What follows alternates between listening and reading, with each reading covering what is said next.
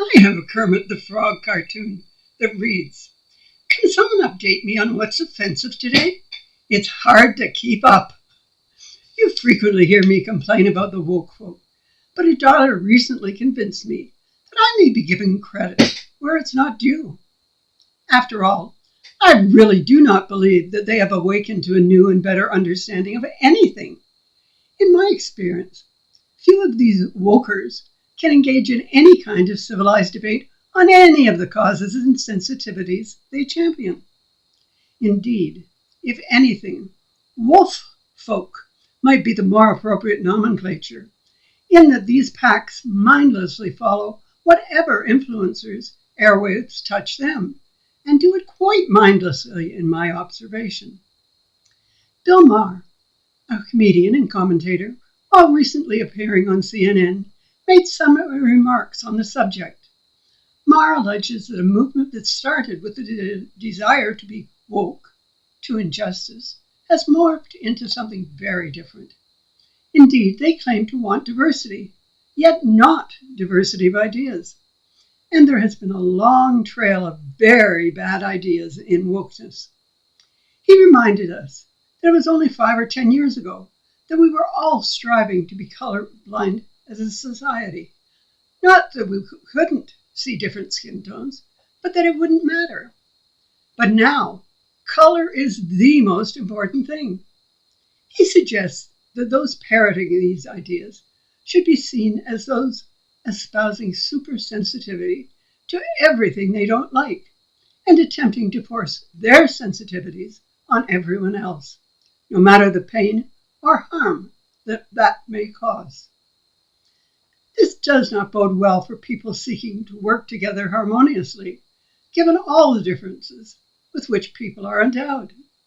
Instead, each of us should be striving to be the best that they can be and lending a hand to advance their neighbor. The pen does remain mightier than the sword, but has now been translated from the page to the Twitter waves. Those forcing their peccadillos on others are destroying lives, reputations, and relationships, deadly to society's health and well-being. It is not just me who is concerned about closed and ignorant mind. Numerous reporters have noted that in interviewing pro-Hamas picketers, they realize that the protesters have no idea of the history of the area, could not point out where Israel or Palestine are on a map, and are unaware of the consequences of virtually anything they demand or proclaim. For me, as a lifelong feminist, attempting to engage in a debate over women's rights leads me to utter frustration. They have no understanding of how far women have come in my lifetime, just their conviction that only they care and know what needs to be done and who needs to be destroyed. And the charges they level seem so trifling. Really, how traumatic is it to be called dear, or have someone comment on how nice you look or your new outfit? Why not champion real causes? Why are they not demonstrating for the embassies against the ghastly forced clitorectomies of young girls? Or that female evidence be heard on par with that of men in court proceedings, particularly in the cases of rape? I watch those sporting rainbow flags at Hamas protests and wonder how many of them realize the laws on homosexuality in those lands, that being openly gay in Palestine or most other Arab countries results in jail time, if not death. Why do they not demand that Palestine become a land that welcomes the gay community? Why do the protest camps who claim they want an end to the war not include signs demanding the release of the hostages? Imagine the peace and prosperity of that land if the Hamas leaders had not diverted the billions of dollars sent from other countries for housing, health care, and education. Instead, those monies went to buy arms and the cement for the army and their elite leadership. Security was not for the ordinary people, who instead are used as human shields above ground to protect those leaders. These are the same people who insist on opening every public meeting with a declaration as to the traditional lands on which we meet. All other settlers, colonizers. But the same logic is not applied to the ancient lands of the Middle East, where the Israelis lived for thousands of years, God-given, until they were driven out by, shall we say, colonizers.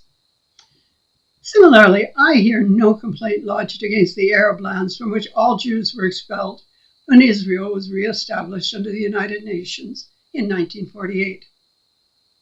All these concerns and contradictions bring me to words from James, the brother of Jesus.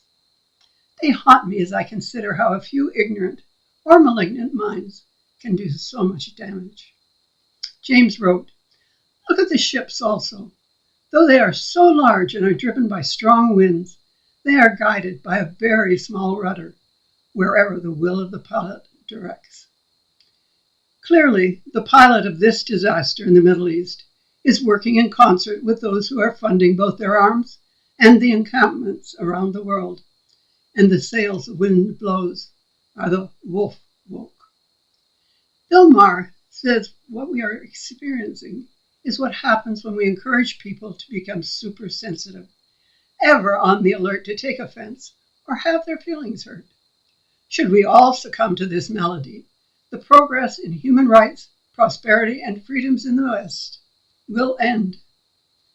Think for a moment of how many things happen in any given day that irritate or offend you. My list so far today: how the volume goes up on the TV when the ads come on, bicycles going the wrong way on one-way streets, parents who think their rude children are cute, profanity, particularly when it involves my God. I guess my advice for a better world would be an old adage: don't sweat the small stuff. We need to act on the assumption that the vast majority of people are basically good. We all have our quirks, and we all have things that irritate us. But unless it physically harms one, or a child is involved, I remain a progressive, in that I believe one should be free to both choose and be responsible for their own choices and actions, not ones I insist they embrace. That the deeds of consulting adults are none of my business. On the other hand, I am unashamedly a fiscal conservative. Politicians should not go into debt for ongoing costs, only for capital projects.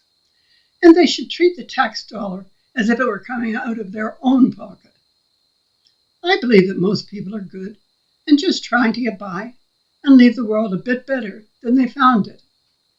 Let's save the lectures for ourselves rather than yelling at others. When we must protest or demonstrate, let us do it with grace and consideration, not vileness and threats. And once our voices and opinions have been heard and recorded by the media and uploaded to the world, let us go home without messing up the traffic, parks, and universities. Then trust that other good people will weigh our values and theirs. And so I pray, oh God, bless each of us with the grace to reason out our positions with love and charity and believing the best of others. Let us disregard those who espouse hatred and the drowning out the voices of those wishing to discuss and debate until what is best for all can be found. Guide us to love, not hate, to forgive and seek forgiveness, for that is the way of Christ. So may it be. Amen.